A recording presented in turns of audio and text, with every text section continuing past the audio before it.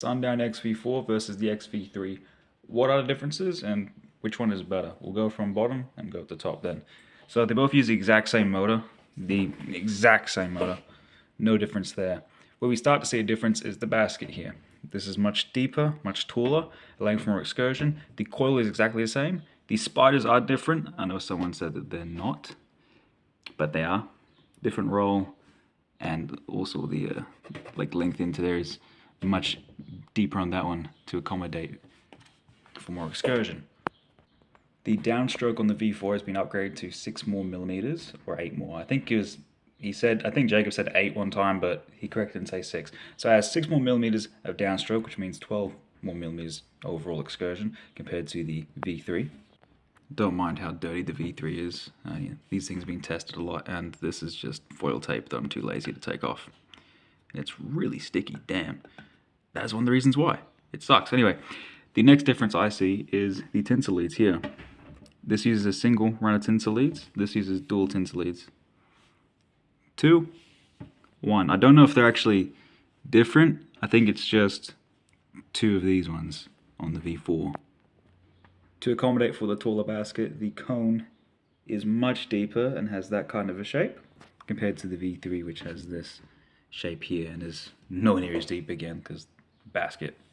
Something most people forget about is the terminals. They are the exact same terminals. I don't think they're different. They don't look different at all. So those are the same. The bolt down ring for the xv3s is metal from the looks of it, as where the bolt down ring for the V4s is plastic by the looks and by the feel. But it's much easier to get in there, so if you need to recone it, this is probably reusable. I don't think the glue comes up and touches it too much. Having a closer look at the spider, you can see the mounting flange there is much bigger on the V4, allowing for more glue, so that is not going to separate compared to... I can't really get in there nice, but you see the V3 doesn't really have that sort of flange there, where there's a lot of glue pile up. It doesn't have that compared to the V4, which has that. So no worries about the spider coming loose there, even though that never really happened on the V3. Someone might have had it, I didn't have any issues, but that's nice to see. Cone and surround are completely different on the V4 versus the V3. This is the surround roll on the V3 here.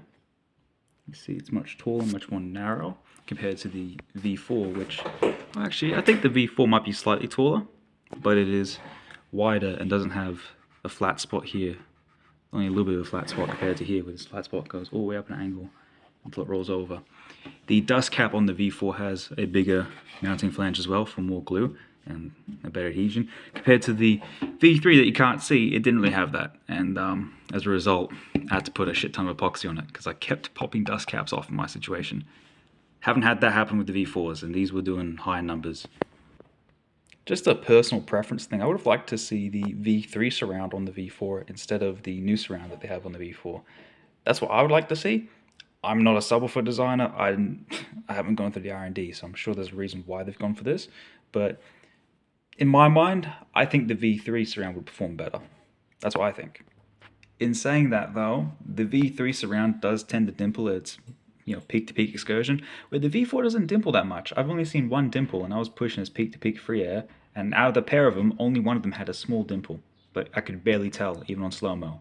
So that could be the reason for the surround switch. Alright, so let's talk performance.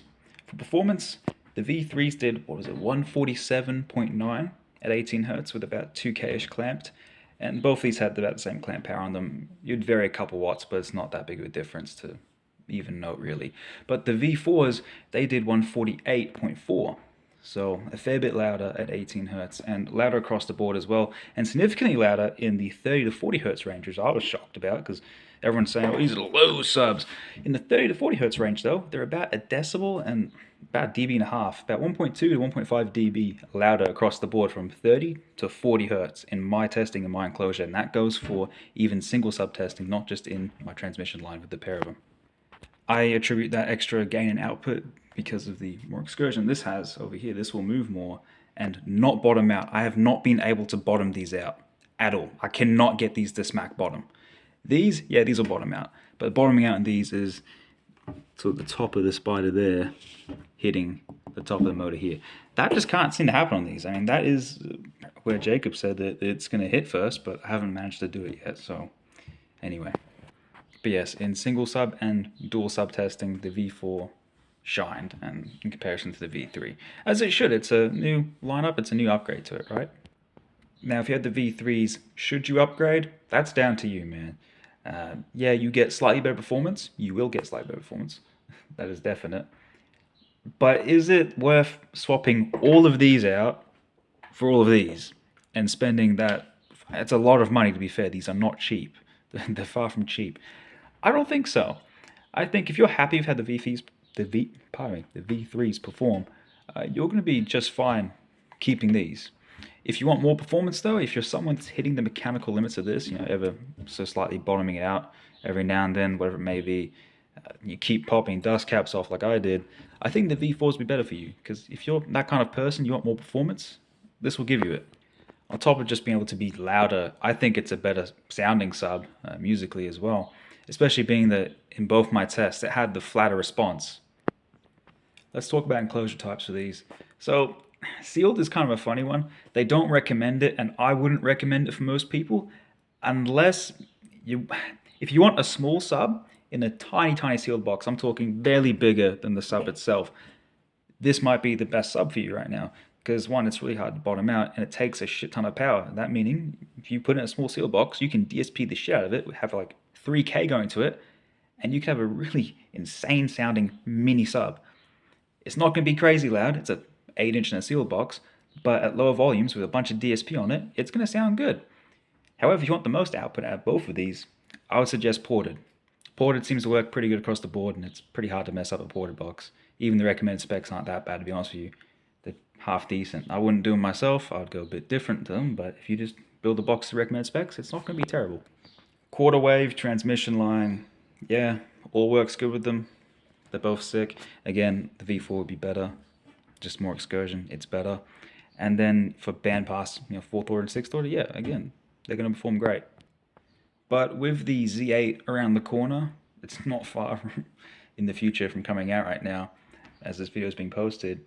If you're thinking of upgrading from the V3s to the V4s, I would say hold off for a bit, wait for the Z8 to come out, take a look at that, see how it performs, see what people think of it, make your own opinion up, and then maybe just jump a lineup ahead to the Z8 instead of getting the V4, because that's going to be a bigger performance jump, being that the Z8 is an oversized basket compared to the standard sort of cutout that these two have.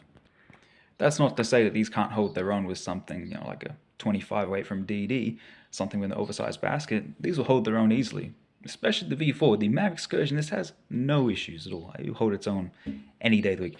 At that point, it's going to matter more whether the builder is good or not. How good can you tune a system? How good can you do your cabin and blah, blah. That's going to matter much more than, I've got this sub versus this sub. But in the case of the Z8 just looks stupid. Like, it looks insane. So that versus Z8, it's now it's unfair. But yeah, hopefully that helped answer some questions about the V4s versus the V3s.